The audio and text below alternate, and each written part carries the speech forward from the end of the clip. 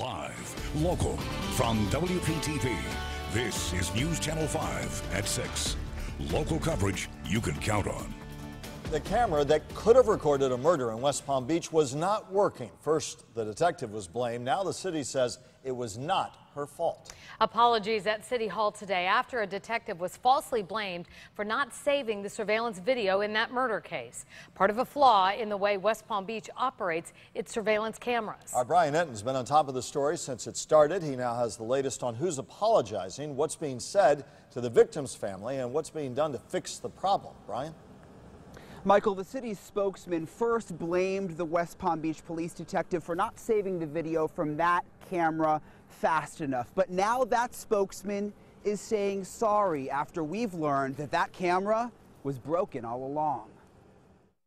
If it caused any kind of an issue with a detective, I apologize. 2 days after wrongfully blaming a West Palm Beach police detective, city spokesman Elliot Cohen says he is sorry. My intent is certainly not to throw anybody under the bus. The police chief says the detective was angry when she first heard Cohen say this yesterday. The camera in Dunbar Village was working at the time the incident happened. It's just that the detective didn't check it before the video was overridden. Cohen was wrong. Police and the mayor say the camera was broken when Travaris Jefferson was killed nearby, and the entire system has not been well maintained. Has there been an apology made to that person?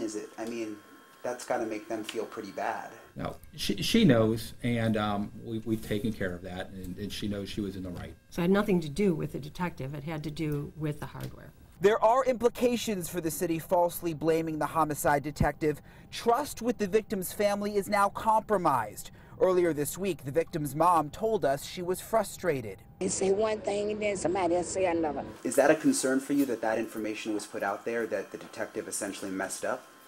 Well, yeah.